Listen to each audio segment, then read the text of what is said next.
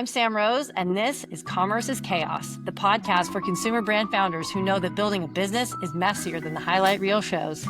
Your supplier just missed their deadline, your top product is out of stock, and your competitors somehow just launched the same thing at half the price.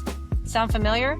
Every week, we dive into the real problems that keep founders up at night, from inventory disasters to supply chain nightmares, because surviving the chaos is what separates brands that fail from brands that scale. Allison, you've built Juliet into a category-disrupting wine brand that's completely reimagined box wines. I count myself amongst your very earliest customers. I know, because the second it came on the scene, I immediately bought a box or three for my then 4-year-old. And everyone was like, "What are you doing?" And I was like, "It's okay. Her name is Juliet. This is the rosé." But you've really made quite a splash in the industry, and I am such a fan of what you're doing, not just for selfish genetic reasons. You've raised $6 million. You've achieved, can I say that out loud? Can I celebrate that fine. For you? That's so hard to do. I'm so stoked for you, and I want to hear the story. Hard. Having powered with that, and also with, I'm sure, an ungodly amount of sweat equity, 150% year over year growth. You're in 700 retail doors. Is that number right? It's growing every day. So it's around there. I mean, we should be we should be surpassing 1,000 doors sometime this year. So we're really excited about that. Retail growth, the momentum's huge. Yeah. That is incredible. And including Costco and Whole Foods, so you're going to have triple revenue between 2024 and 2025. And you took this category that has some serious stigma issues, as in box wine is the category, and the stigma issues are the F word that we won't say out loud. And I remember my parents drinking box wine in the 80s. And there was just, actually, they weren't drinking it. They just bought it. And then it sat in our pantry for forever. Really forever. Until the next party, right? Everybody just had a box just in case. My family always had it at parties as well. Super reliable. And then you get into college and it's the whole slap the bag thing. I mean, right. It's definitely had a bit of a reputation over the years, which is what we're overturning. You've turned it into a luxury, which is incredible to turn a category around like that. And the first thing I really want to dig into with you is the approach that you developed for, how do you think of this? And then how did you approach repositioning this entire product category? And frankly, leading the charge. Competition is always a good signal. But sometimes it's really annoying too. And you've led this charge into elevated box wine. So tell us the story. Yeah, and we, for the record, we love the competition. We welcome the new entrants. Since we launched, we are the #1 super premium boxed wine in Nielsen, so we definitely are the leader in the category. But we've seen, 7, 8, 9 new entries into the category kind of follow us in, and it's so interesting because we get the question a lot from investors, especially are you worried about this? Everyone's trying to copy you, and we just don't view it that way at all. We're so excited because, we're trying to create a new category or a subcategory, if you will, and we can't do that alone. And especially if you're thinking about, retail, we don't want to be the outlier, higher price box wine on the shelf. We want to have several different options at our price point of different styles, different varieties, speaking to different people. And so we love that. To take a step back though, how we got started. Yeah. So about, 3-4 years ago, it's funny because speaking of our parents, I was actually at my parents' house during the pandemic and they had some boxed wine in the fridge. And I'm a wine lover. I drink wine on a glass or two on a daily basis, as does my co-founder. And I thought it was such a great experience. It was like having wine on tap in the fridge. I loved having one glass a night and not worrying about having to throw out, a bottle a couple days later if it went bad. And I really started thinking about, the category in general, but whether or not anything existed at the upper tier that could kind of replace the everyday bottles that I was drinking. And, doing this research, I realized, number one, there wasn't. It didn't exist. And Number two, there were some other really great attributes about boxed wine. From a sustainability perspective, it is the most eco-friendly wine packaging format. So that for me was really interesting. And then, from the perspective of the size of the category, it's a really large category. It's over $2 billion in sales. It's been growing steadily against the backdrop of the rest of the wine industry sort of, flatlining. And so, I had this aha moment that there's this product out there that people seem to love, and they seem to love it pretty reliably over the years, even against, the cyclical tendencies of the industry. And yet nothing exists that me or my friends, my peers would really touch or be super interested in from the perspective of the type of wine that we're looking to drink or the look and feel of the packaging. And so, we set out to reinvent the category and create something that would really transcend boxed wine and bring those affordable luxury cues that I look for in a lot of other products that I buy into the wine experience. So that was about 4 years ago. We launched in market 3 years ago, and the rest is history. We've gained a lot of momentum and really started a bit of a movement around higher end boxed wine. Yeah. Well, thank you to your parents. Yeah.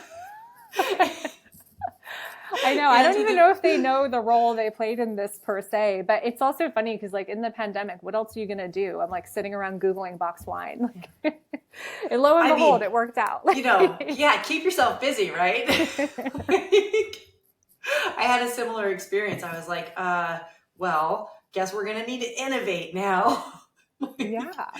And we got lucky because everyone was also baking sourdough bread all the time, and my company was like Kitchen Bears, so we innovated and then we got lucky.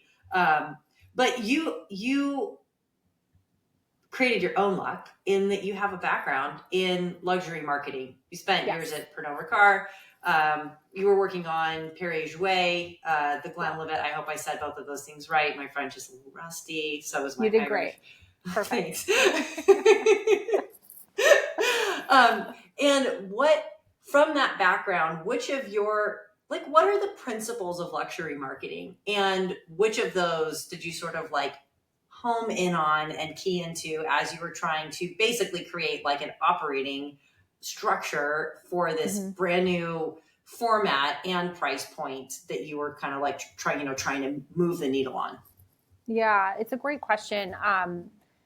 And to your point, having this background, luxury marketing or premium marketing, it's really all I've ever known. So it's very ingrained in everything that I do from a marketing perspective. And so it was really natural to operationalize this. I think for me, when I think about luxury, a really important thing to note, especially in this moment in time, is that luxury isn't necessarily about price point or price point alone, right?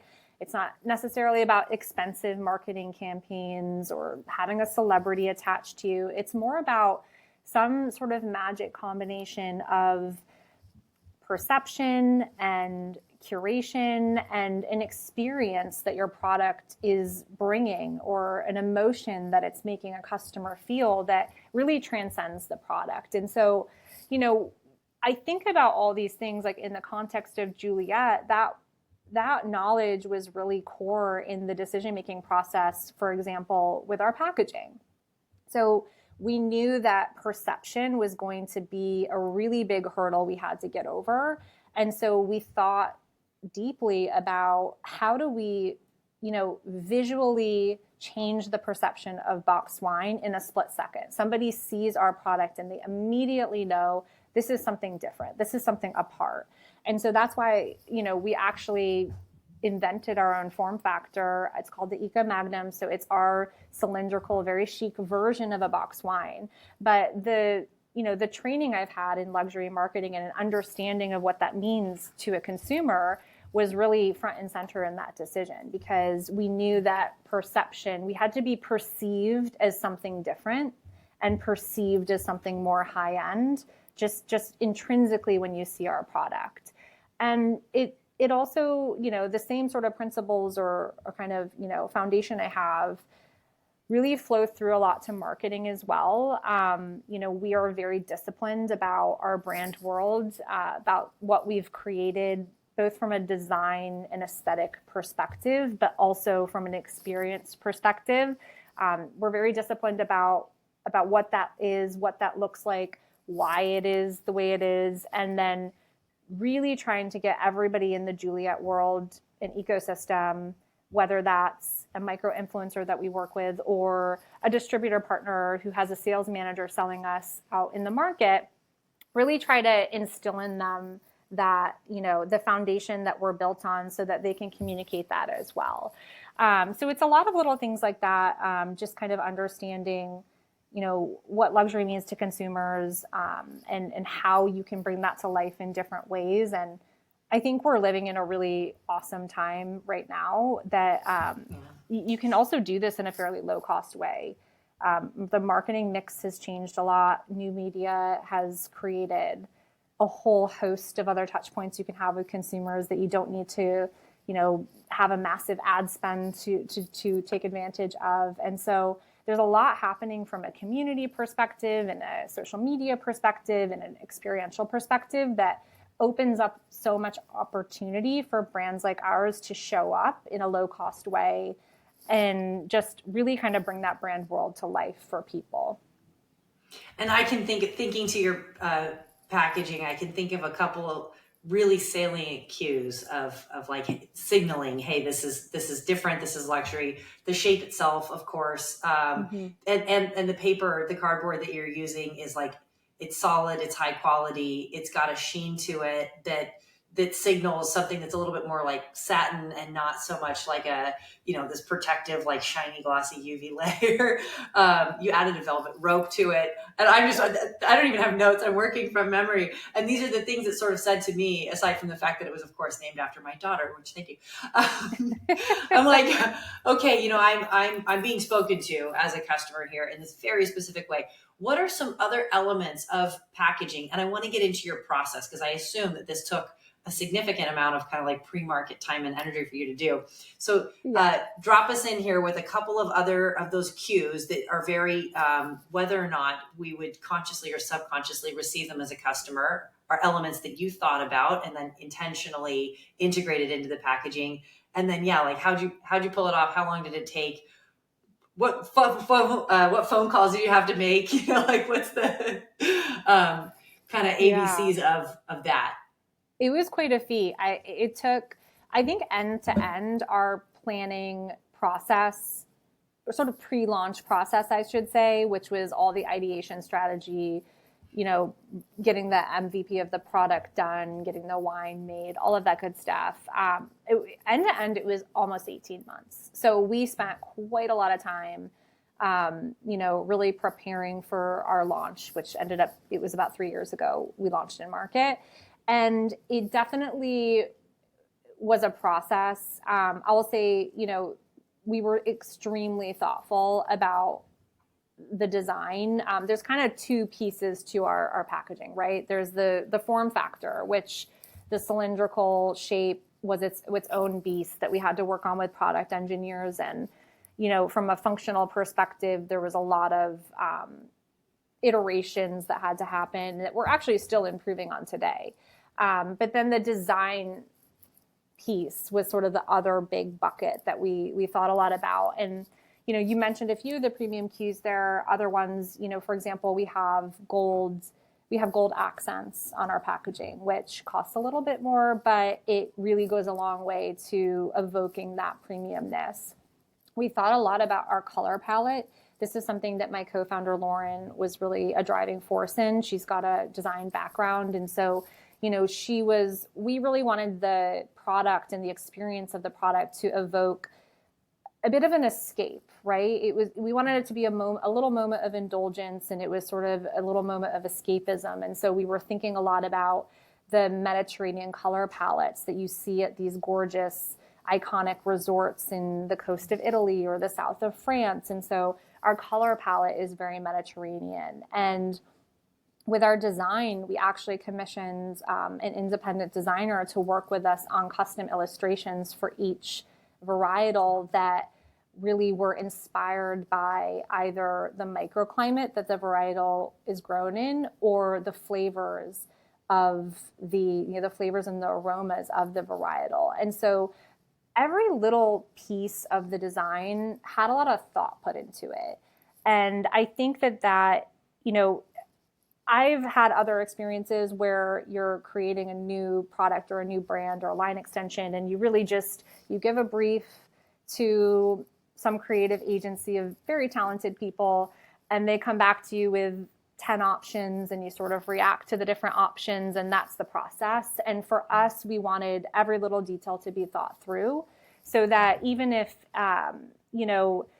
it's not experienced as luxury by someone, there's a story behind it, and the story connects to our brand and what we're trying to create in our brand world. And to us, that was really important to think about.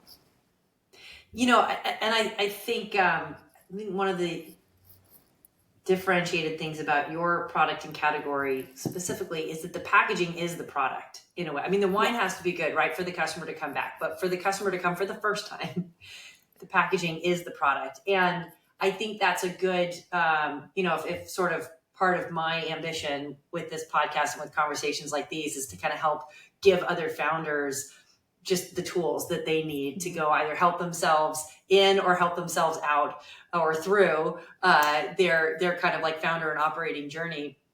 And sometimes I talk about don't overinvest on packaging, just iterate, start small, because you can always come back. And then I think about a category like this, and I was speaking to another founder friend of mine who's working on a very, very high-tech piece of kitchen equipment. And I think I touched his soul a little bit last week when I was saying don't overinvest in packaging. And he's like, wait, I feel like I did that. And I'm like, no. If you've got a really high-end product, then the packaging is part of that experience, and you actually would be mistaken to underinvest in it. Of course, I think that's, really on point and true for the category that you've tried to create, because what you recognized was effectively a packaging. There's plenty of winemakers out there, but you recognize the packaging opportunity. Absolutely. And I think it's a great point that you make. And I think it's important to clarify that investing a lot in packaging doesn't have to mean investing a lot of money. And we didn't have a lot of capital right up front. And so that, we couldn't hire a $100,000 six-figure agency or anything like this to bring this to life for us. But what we did invest was, our time and our energy and our thinking and our research. We were really in the weeds, living and breathing this, very passionate about bringing something to life that we had a vision for. And so I think investing a lot in your packaging can mean a lot of different things. And to your point, when you have a higher end product or it's higher stakes in some way, you've got to make sure that you're making an impact, right? It doesn't have to be perfect, but you've got to make sure that you're showing up in the right way. But that can be accomplished without a ton of capital up front. I mean, I think that's the single greatest thing I've ever heard. Investing a lot does not have to mean investing a lot of money. I'm going to put that on the wall. It could just be your blood, sweat, and tears. That's all. It's cheap, just not a big deal. Free. Totally free. Yeah. And the beautiful thing about time is it's just an utterly renewable resource. So yeah, especially during, let's say, a global pandemic. Yeah. When you have nothing else to do but pour over pictures of Il Pelicano and the tiles in their hotel. Oh my gosh. It was, I know that hotel. Yeah. You started direct to consumer. Speaking of sort of choosing a path and investing wisely and building on success in order to sort of give yourself the best chance of profitability and survival. But you moved into retail aggressively. And as you shared, you're in 700 doors, you're targeting 1,000 by year end. I think you're going to crush that goal once over. And that's a big operational transition. I think about that a lot because my businesses went through the same sort of overhaul of okay, I've sort of developed everything with one point of view. And all of a sudden I've got new requirements and whether or not it's actually properly under the category of compliance, new things that someone wants me to do in order to want to do business with me. And you kind of, when you shift from direct to consumer to wholesale, you shift from controlling your customer experience from start to finish to working with someone who's going to control the second half of it, and arguably the most important half of it, which is to get them to buy and then come back. So how did you guys work that transition, and how did it feel as you were going through it? It's a really great question. I mean, and it's to your point that you just made, it is one thing to have this strategy that's, very simple. We're going to test the waters in direct to consumer, and then we're going to pivot and become a retail brand. And we're still going to be omni-channel for the marketing of it all, but this is our strategy. And I do think today, looking back, that was the right strategy. Like, this was the right approach for us in our category and the time we're in. But it was a lot more challenging than we anticipated. And this is coming from, myself having experience in the industry. We have a fantastic seasoned head of sales who has deep experience in the industry. So we knew what we were up against, and it even surprised us how challenging it was to make that shift. I've said this publicly before, we set out to transition into retail, and it didn't actually happen until 10 to 12 months later, because we had a lot of trouble getting distributors to take us on board. There's been a lot of consolidation in the distributor tier in alcohol. And so we were caught up in some headwinds in the industry, and, also just a sort of trepidation from the distributor side on, this is a new thing. This is very cool. We like it, but is it going to work? And so, for us, the first big hurdle we had to get over was like finding the right partners. And it took us a long time.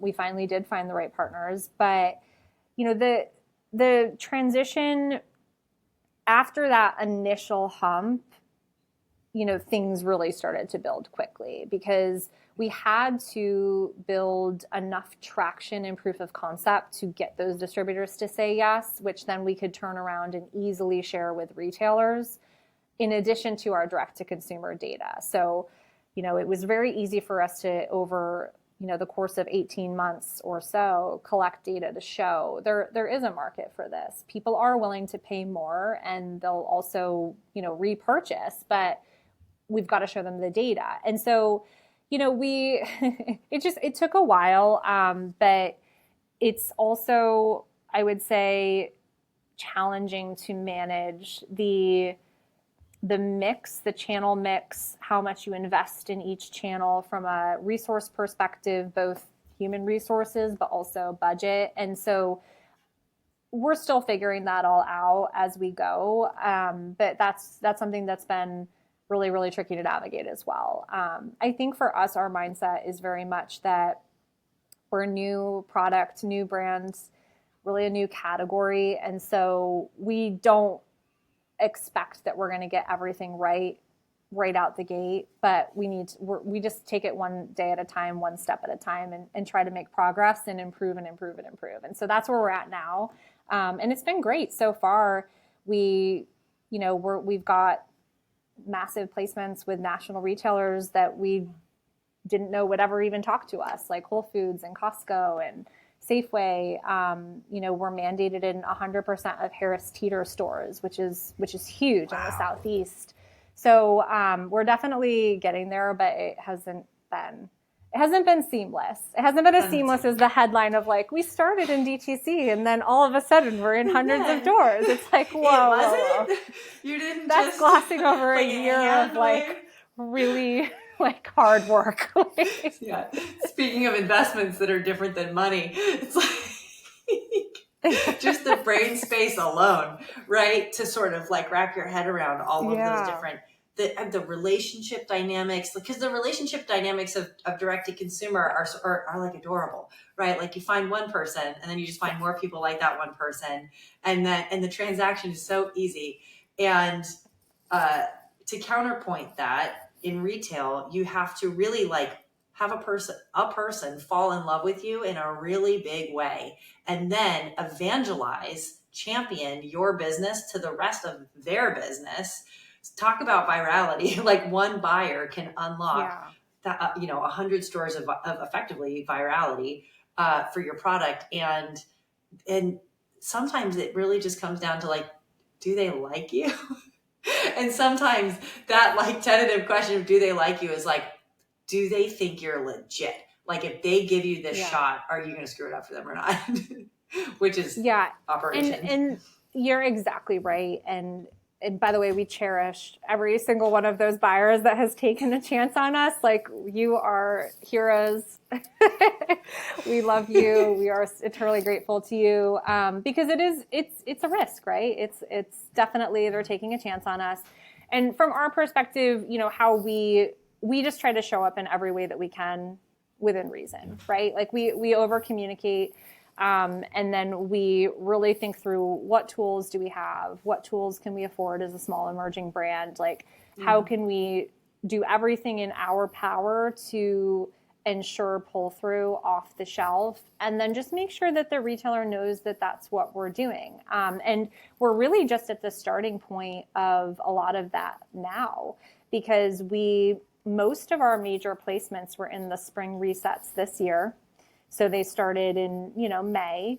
And so we're really just getting to the point now where we're at like 70%, 80% execution in our chains partners. And so our real priority for the rest of this year and going into early next year is just doing everything in our power to make sure that the product pulls off shelf and to make sure that we're showing improvement. Like, nobody expects us to land on shelf and immediately be like selling out overnight, but we need to show that we're like making a really strategic, intentional effort and that we're showing improvement over time. We're getting liquid to lips. People are trying the product. They're liking it. They're coming back to buy more. And so it's just a lot of that work happening on the ground. And, we're really excited about it, because what we've learned over the past 3 years is that we have people's attention because of our packaging. And sometimes people have heard about us online. If we can get them to taste it, more often than not, they really, really like the experience. I mean, we've got great wine. It's a really cool packaging. People love the functionality of boxed wine. And so we know then more often than not, they'll come back and buy more. So it's really just a matter of like, how do we encourage as many people as possible to try it? Because we feel really confident, given the experience we've had and the data that we have, that a lot of them will come back and buy more. We'll be able to convert them into fans. And so that's the game right now. That's really where we're putting all of our efforts. It's so interesting because as you were telling at the first part of the story, you're reflecting on the effort of just wanting someone to believe, whether that's one single customer or someone as powerful and invested as a buyer.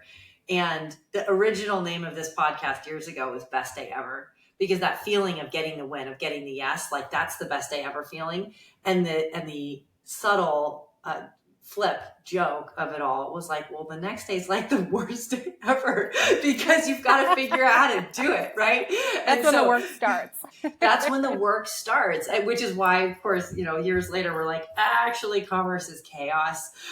Because you get someone to take the risk and then you're like, oh, now we've got to follow through, whether it's like with operations, with inventory, with, helping to enrich sell through, with continuous communication with the customer, with all of the product market and so on and so on and so forth. And then you see someone who's frankly on the other side of a lot of that success, like you, and you're like, they just invested a lot more than dollars in that. And it's very impressive. And I think it's good to also shine a spotlight on the sort of unsexy part of what it takes to make this a success, right? I really love the premise of your podcast and in spotlighting more of the chaos, because I also think there's an interesting thing happening right now online. There's like some conversations happening on Substack about how there's this whole cohort of female founders specifically who are, maybe unaware of the operational requirements of the role of a founder, because there's been a lot of really glossy kind of social media content around having that job. And so people are kind of going into it understanding the highlights, but not understanding like the sacrifices and the challenges. So it is really important to think about, what does it actually take? I mean, a transition into retail, we went into it with eyes open, and even we were surprised at how challenging it was, and the expectations and the requirements that were put on our team and our resources, the new structures and systems we had to put into place. It's a lot, but I think it's it's part of the journey, and we're really excited about it. We wouldn't be entrepreneurs if we didn't love the hard part. Right. It's work worth doing. And, it's like a learning every day kind of a thing, which I come back to this a lot. I'm like, okay, the thing that I'm doing is actually just learning for a lifetime, and like applying that to the next day's problems. And you've unlocked another version of retail, which I want to linger on with a moment for you, which is hospitality. And so if we're sort of saying like, what are the channels here? Well, there's direct to consumer, there's traditional retail. Like hospitality comes with its own set of rules and regulations and unlocks. And for the hospitality wins that you have had, like Bellagio and Auberge Resorts, really high end properties, and they're not like what we would, maybe for those of us born in the 80s, like traditionally associate with boxed wine, say, or maybe in the kitchen. Maybe in the kitchen, but not in our parents' pantry. Yeah. And I'm curious to hear how you approach that particular unlock differently than you approached your other retail unlocks, because it's a surprising category to be in, and I want to hear more about it. It was a surprise to us. We had absolutely, the plot thickens.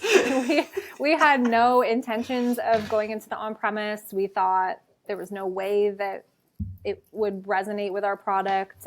Boxed wine really has never had a place in the on-premise outside of using it for cooking wine sometimes.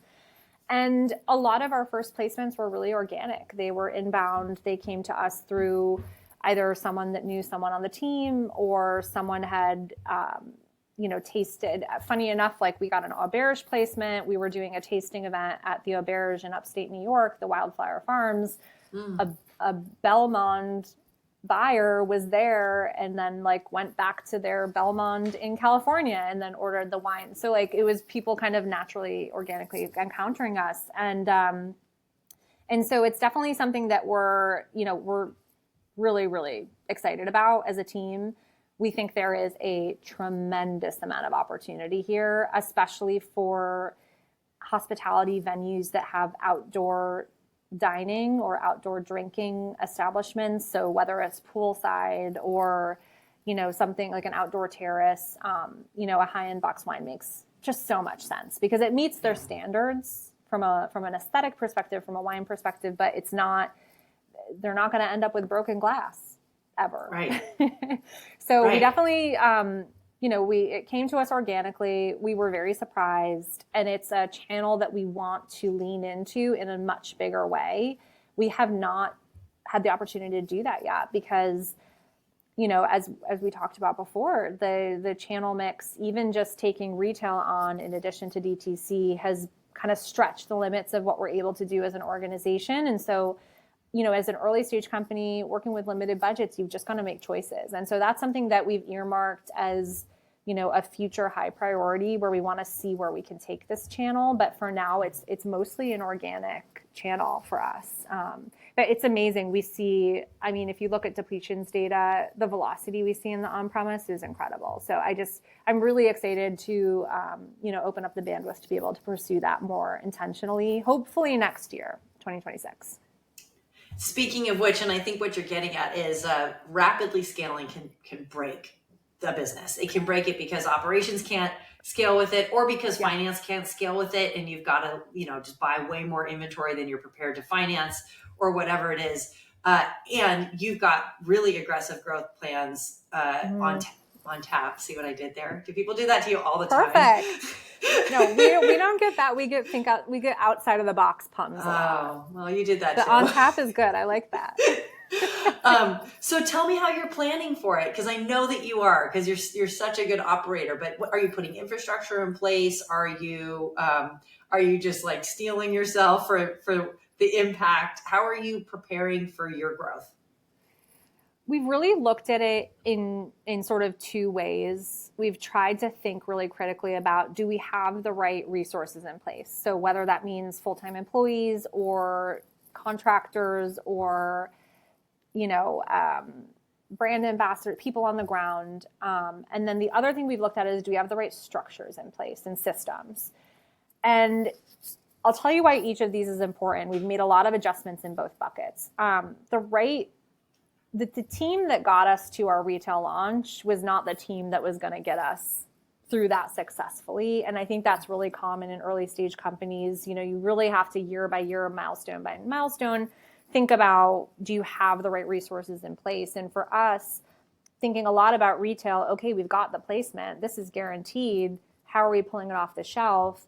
We don't have salespeople on the ground in 9 states. We just don't. And we can't afford that. And so it's thinking about, we thought through how we could get some touch points for Juliet on the ground to be in store, to be doing those tasting events, to be merchandising when needed, building relationships with store managers and key stores. So we actually launched a brand ambassador program. And so we have a team of, I think we've got 11 at this point, of ambassadors who they work part-time for us. A lot of them have full-time jobs, and then they work for Juliet on an hourly basis. And they are kind of our feet on the street. They're really educated in the brand. They're all women. They're women that represent the brand and resonate with our customer really well. And they are kind of our touch point with the local market. So that's just one example of what we've had to do in terms of, thinking about tasting events and having merchandisers on the ground. That's something that we need to have a touch point for that we hadn't had before. So we put that program in place, but that is a cost-effective way to get something done, but it took a lot of time because you've got to recruit, you've got to interview, you've got to train, and then sort of maintain all the communication. So that's been really exciting for us to see. On the structures and systems side, we've taken a big jump in volume. And so that required us really looking at our whole supply chain start to finish and making sure we were set up with partners that would also enable us to scale when we're ready, as we're ready. And so we did make some adjustments in our supply chain just in terms of, manufacturers that we're working with for dry goods, wine sources that we're working with, winemakers that we're working with, making sure that the capacity is there. And then also putting systems in place in terms of inventory management systems. We didn't have a formal one before, right? So we had to go out and figure out how to bring that in-house. So really just trying to understand all of the new requirements that would be put on the organization by this growth, and how can we get ahead of as many of them as possible. And listen, we're not going to get it all right. We didn't get it all right. We're learning as we go, but trying to get ahead of as many potential pitfalls that we see may come down the pipeline. And so far so good. So we're getting it all done. So amazing. I mean, the ability to, try to look around corners like that is, it's just one of the keys to forget success, survival. Just being thoughtful about growth. Because I think sometimes on the growth path, you have to accept that you're not going to be prepared, and then take a breath and then try to prepare for the next step. And I think one of the things that I reflect on a lot is that you don't necessarily have to do it the same way all the time. Sometimes you're going to look around the corner and be like, okay, these are the 3 things that I'm going to do to prepare for the strategic execution of 2027. And then sometimes you're just like, oh, a hospitality called. Guess we're doing that now. And both things can be true, and both things are right. And mixing them, blending them, to use Yeah. I'm just going to keep doing wine And puns. I love your puns. It's great. We need to hire you as a copywriter. I think as well, it's a mindset, and I think our team has done a great job at sort of collectively having this mindset where it's sort of let's just make it all happen. We can make it perfect later. Like I love that quote. It's out there. I don't know who said it originally, but it's sort of like, you know, that approach. Just, you know, we're going to get it done, and then we're going to improve on it. Is, I think, has been tremendously helpful because it helps to make the challenge feel less insurmountable. If you're not holding yourself to these standards of perfection, which is hard to do as a sort of luxury brand, right? And a company, you want to show up perfectly, but it's not possible when you're scaling this fast. So you've just got to do the best you can. You've got to make it happen. You've got to get like, you know, the sort of basic things accomplished, and then learn and improve from there. And so we've all really had that approach, and it helps to roll with the punches when they come too, which they come all the time. If we know one thing, it's that the punches will come. This has been such a delightful conversation. I'm an enormous fan of the brand. It is really a genuine pleasure to finally meet one of its founders and hear you speak with just such love, and you're so articulate about the journey. So thank you for joining me. And my very last question for you, I promise, will be, where can we learn more about Juliet, especially Juliet Rosé? I won't stop. And how can we be helpful to you as listeners? The best source of info on all things Juliet is our website. So it's www.drinkjuliet.com. So all the information anyone could possibly want about our product, our wine, our founding story, it's all on there. But I would encourage and ask all your listeners to also follow us on social media. So we're on Instagram, we're on TikTok. I have a personal Substack where I talk a lot about the Juliet journey and my learnings as an entrepreneur. So we're definitely out there. It's one of the things I think we do really well is show up online and engage with the community. So please just Google us, Drink Juliet. All of our little handles and accounts will show up, and follow us there. Thank you again. And we'll talk again soon. Thank you, Sam. It's been a pleasure. You too. All right, that was the fake ending, and now the real ending. I was trying to, I didn't ask you before if you had a hard stop. So I looked at the clock and I was like, oh shit, I gotta let her go. Oh gosh, no, I didn't even realize what time it is, but I don't. So that's fine. That's perfect. Lucky that me. Was great. Awesome. Yeah. I hope you got what you needed. I felt like that was very conversational, which sometimes is good, sometimes is bad. That's exactly right. How else would you do it? What else is a podcast? Oh, some of them just like really ask questions and they want the soundbitey answers because they're gonna slice it up all the different ways. And wait, but seriously, am I doing it wrong then? No, absolutely not. I mean, I don't think there's a right or a wrong way, to be honest. Okay, good. I think I think podcast. Yeah, there's no right or wrong way. There's no for sure. It's just fun. I think probably any version of this that would be harder hitting would be so hard for me personally to be like the deliverer. Yeah, because you got to do a lot of research. Oh, well, and I would be up for that. I would be up for that challenge. But you know what I personally struggle with is I just don't like making people in a context like this. I don't want to make anyone uncomfortable. So when I'm like, dropping a number or asking about someone's stack, I'm like, wait, am I asking them to divulge material, non-public information about their business? Well, if they don't want to answer, they'll say, I can't just answer, say, right? Yeah. Which I've done before. I mean, yeah, fair. What do you not want to answer? Sometimes because I don't know the answer. Like, oh, yeah. Oh my gosh, so good. Well, I know, this has been fun. I wish we could meet in person sometime. I mean, I know you're out in California, but... I'll be in New York from the 8th to the 10th. I'm going to the Beanstalk conference which a couple of friends of mine throw. But I'll be in New York that week if you're going to be around. I'm here. I'm actually, now that you say that, I think I'm supposed to be going to that. The name is ringing a bell. Check your email.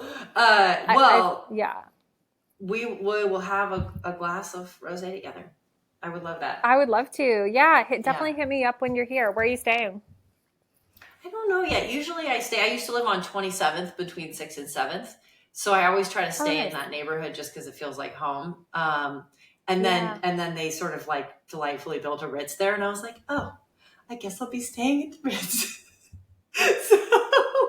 So if I'm lucky, I can use credit card points to stay at the Ritz. And my husband will tolerate it. But there's actually there's a lot of hotels around there in that neighborhood.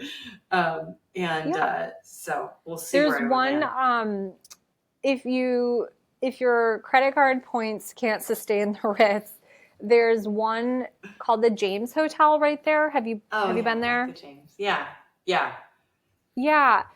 I've found when I was living in LA and I was coming back to New York for work or whatever, I would stay there often because it was you could usually get a pretty good nightly rate, and it's nice. I mean, it's not the Ritz, but it's nice. But it's nice. Very well located. Yeah. That was my little secret, secret hotel. Spot. We won't publish this part of the conversation. No one. Actually, I'm gatekeeping the James. Gatekeeping the James. It'd probably be good for the James if we said something. We're very impactful, you know? Yeah. Maybe.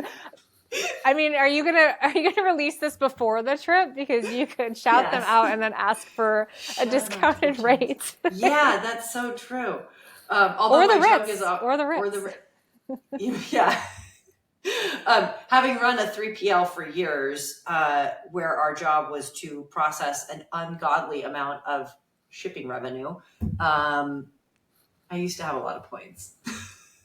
So it was always so the Ritz was a reasonable target. That was like last week's credit card bill would cover the next week's stay at the Ritz.